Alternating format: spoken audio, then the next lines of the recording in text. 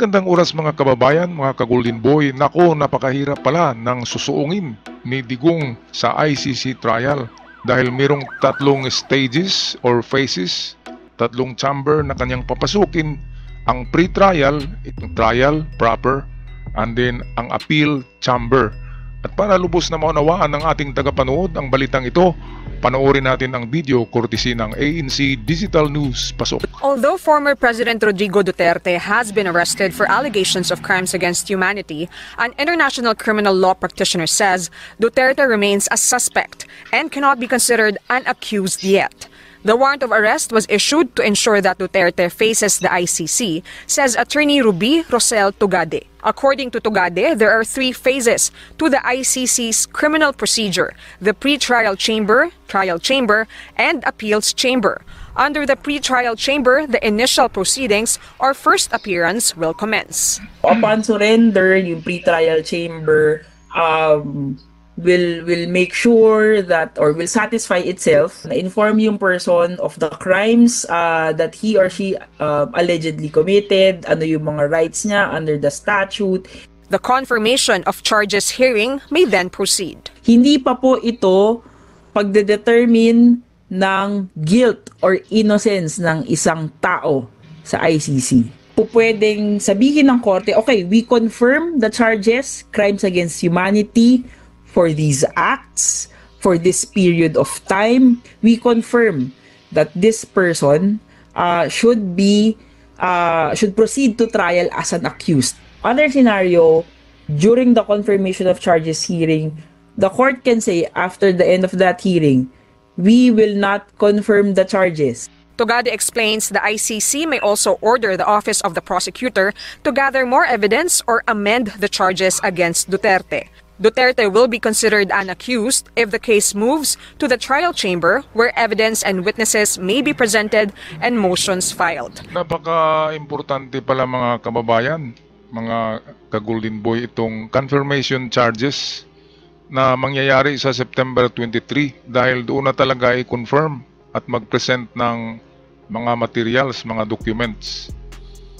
At mahaba-haba pala ito. Siguro aabutin ng 2 taon ang trial na ito kasi maraming chamber trial chambers. And then kapag matalo si Digong sa trial chamber ay mayroong pangatlong chamber, ito yung appeal chamber kung saan pwedeng maghain ng reklamo or petisyon ang counsel ni Digong sa ICC. Pero sa ginagawa nila ngayon, na ginagalit nila ang ICC, nagproprotesta sila sa ICC, nagbabas, nagpo-post sa social media, Facebook, Twitter, kung saan-saan, inaaway ng mga DDS ang mga judges at prosecutor ng ICC, kaya baka magkaroon ito ng bias. Kaya advice ko sa mga DDS ay cool lang kayo, huwag kayong masyadong mag-post kasi masasaktan din yung mga judges, di ba? At magkaroon sila ng galit sa inyo at mapunta yan sa kay Digong. Kaya cool lang kayo. Ang maganda dyan ay i-praise nyo ang taga-ICC. I-praise nyo na maganda sila, mabait, fair trial ang ginawa, ganyan. Para magiging neutral lamang ito. Pero kung inaaway nyo, ay lalo na galit yan kay Digong, di ba? Ay talagang mapahamak ang inyong idol doon sa ICC. At baka hindi na mabigyan ng liberty, di ba? Kaya hinay-hinay lang mga kapatid na DDS sa pagbabas sa mga taga-ICC. Napakadelikado ng mga tao yan. Hindi yan makukuha sa joke. Yung lahat ng sinabi ni Digong sa Congress, naka-record na yun. At under oath siya doon. Lahat ng sinasabi niya sa Congress noon ay under oath. Kaya ginagamit yun ngayon na ebidensya ng ICC. Yung mismo galing sa sa akusado na sinasabi ay magagamit against sa kanya. Nasa Miranda rights ang ganyan na anything you said will be used against you. Ganyan yan. Kaya yung mga sinasabi ni Digong na ikaw ba to, DDS ka rin, DIT squad, commander. Totoo yun. Magiging magiging ebidensya na yun. Kaya lagot si Bato. Alright, patuloy tayo dito sa balita, pagpapaliwanag kung anong mga trial chamber, pre-trial chamber at appeal chamber, kung ano ang mga ito ay pinaliliwanag dito. After this comes the appeals chamber. If the appeal is not granted, the ICC serves the sentence, which may include reparations for victims. The question is, are there other personalities who may also be ordered arrested? Tugade says, yes. Naku! Andiyan na ang kinakatakutan ni Bato. Bato, huwag ka kasing manood ng ganitong mga balita. Ito, sinabi kong meron pang mga kasama si Digong na mabigyan ng charges ng ICC. Ang sagot ni Tugade ay yes. Naku. Halimbawa, ako kung kasama ako dyan, kakabahan na ako eh. Araw-araw ka na kinakabahan kasi ang balita ay palaging progresibo. Hindi umatras ang balita eh. Palaging advance, progresibo. Kaya yung kaba mo, halimbawa ang kaba ni Bato sa kanyang dibdib ngayon ay parang daga na, kinabukasan ay malaking daga na yung kaba sa kanyang dibdib. Andin magiging ano na yan, tigri, layon, lalaki ng lalaki.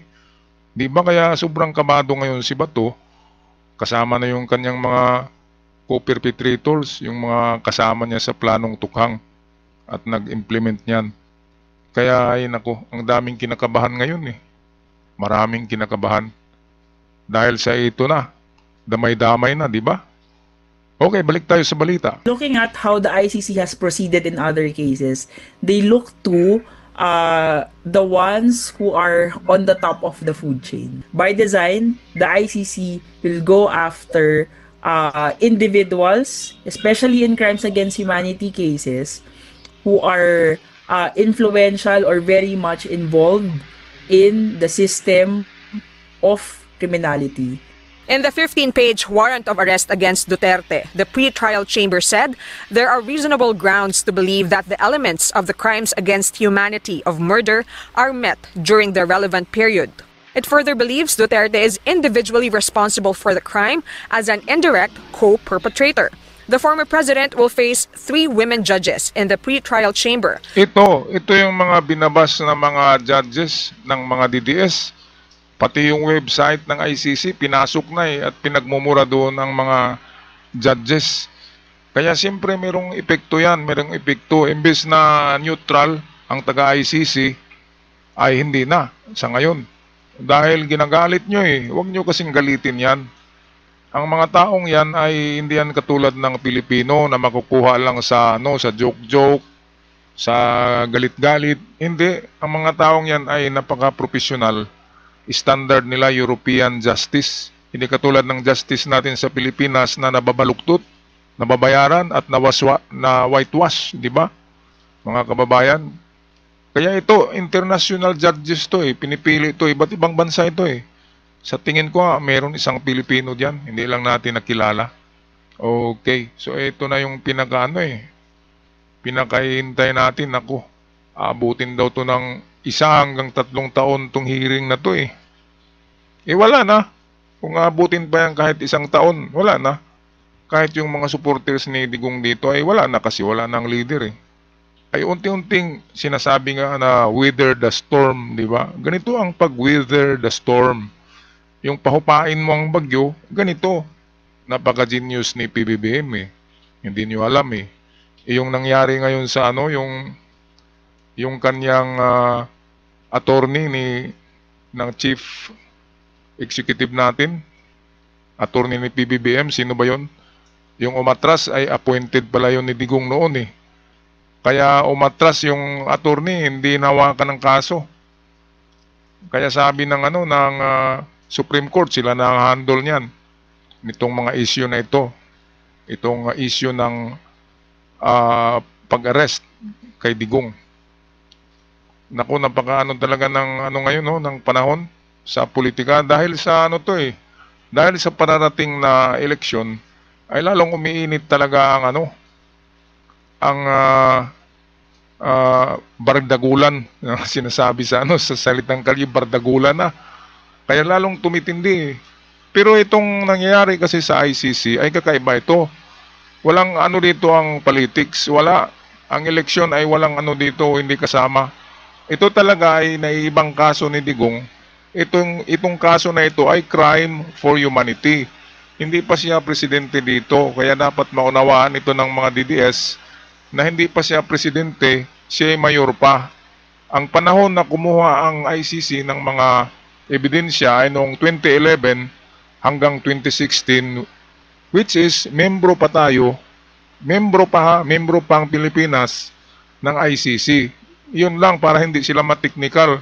Itong nangyayari ng pag-upo na ni hindi pa, nung katapusan ng year 2021, last term ni Digong, meron pa rin natukhang, ay hindi na yung kasama kasi nag-withdraw na siya sa nag-withdraw na si Digong 2018 yata, 2017. Kasi ang inimbestigahan ng ICC ay 2011, 2016. Ibig sabihin, 2017, nag-withdraw na si Digong sa ICC para hindi siya maimbestigahan.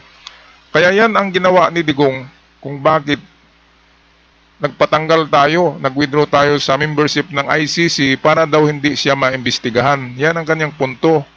Napaka ni Digong, no? Akala niya hindi siya maisahan ng ICC. Ay withdraw na. Na-withdraw nga. Wala nang jurisdiction ng ICC pero ang kaso na inimbestigahan ay noong membro pa tayo ng ICC, which is merong crime for humanities na ginawa si Digong sa Davao. Kaya yan, diyan na technical si Digong, hindi niya alam eh. Attorney pa naman. Yang si Sara, attorney pa naman. Si Rookie, attorney pa naman. Ano bang klaseng mga attorney yan? Bakit hindi nila alam ang crime against humanity? Bakit hindi nila alam ang batas? Batas ng sibilyan, batas ng gobyerno. Tinapak-tapakan nila eh. Sabi nga ni Sara, walang batas-batas dito. Yung inimbestigahan si Sara sa Kongreso. Di ba sinabi niya, walang batas-batas? Naku, attorney pa naman, tapos vice president. Tapos sasabihin na walang batas. Napaka, talaga. Kaya nga, presidente daw siya ng impyerno eh. Okay, patuloy tayo sa ating video. Judge Yulia Antuanella Motok, Judge Ren Alapini Gansu, and Judge Socorro Flores Liera, who signed the arrest warrant. It can be recalled that Duterte has repeatedly slammed the ICC. Itong ICC, itong, tapos ako magharap ng mga puti, kayo, loko-loko pala kayo eh. But the Ateneo Okay, balikan natin yung sinasabi na walang warrant of arrest o dito. Ito na portion. who signed the arrest warrant. Ayan, yung tatlo na yan pala ang nag-sign, nagpirma ng arrest warrant. Ngayon, pinapalaki-laki ng mga inulit-ulit ng mga DDS sa kanilang mga post sa social media na wala daw warrant of arrest. Ano bang wala? Ito nga yung tatlong pumirma eh. Meron. Meron, alangan naman na ipapakita yan sa sibilyan. Diba? Papakita yan sa presidente at sa iba pang mga ahensya ng gobyerno para maging legal yung pag-aresto. Kaya yung pag-aresto legal, may warrant of arrest, tinanggap ng ating gobyerno. Kaya walang magawa si Digong, kalaban niya ang gobyerno eh. Kung hindi niya inaway si PBBM, baka hindi tanggapin ni PBBM ang warrant, di ba? Iinaway nila eh, tapos pa sila nagsasabi pa sila na mayroong gagawin sila eh, di ba? Kaya yan talaga ang mangyayari dyan. Kasi hindi mo nakapanalig ang presidente. Okay, balik tayo sa ating video. It can be recalled that Duterte has repeatedly slammed the ICC. Itong ICC, itong, tapos ako magharap ng mga puti, kayo, loko-loko pala kayo eh. But the Ateneo Human Rights Center says the ICC has a very crucial role. May mga pagkakataon na either unwilling or unable to genuinely carry out a prosecution or investigation ng ating national or ating domestic system. So, and this is why importante yung meron kang kaakibat na international court. Tugade is not certain how long the procedure will take, which could last years. As for the detention facility, a standard cell has a bed, table, and cabinets. The detention center also has a library and computer facilities. There is a visiting area, gym, communal area where one can cook, and medical facilities. According to the ICC, those convicted will be transferred to a prison outside the Netherlands. Nako, napakaganda ng Napakaganda ng accommodation, no? Ayan, no? Ang problema nga lang dito sa panghuling sinabi sa video ay ito, pakinggan natin ha. According to the ICC, those convicted will be transferred to a prison outside the Netherlands. Ito ang masaklap. If convicted of crimes under jurisdiction of the ICC, they do not serve their sentences at the ICC detention center, as it is not a facility made for purposes of managing a regime of convicted prisoners. They are transferred to a prison outside the Netherlands. Ayan na yung mahirap.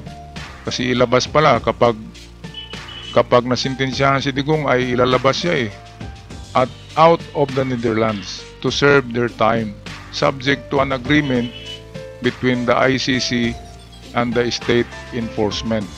So yan, napakahirap ng no? Ang pagdalhan kay Digong ay outside of the Netherlands kapag convicted.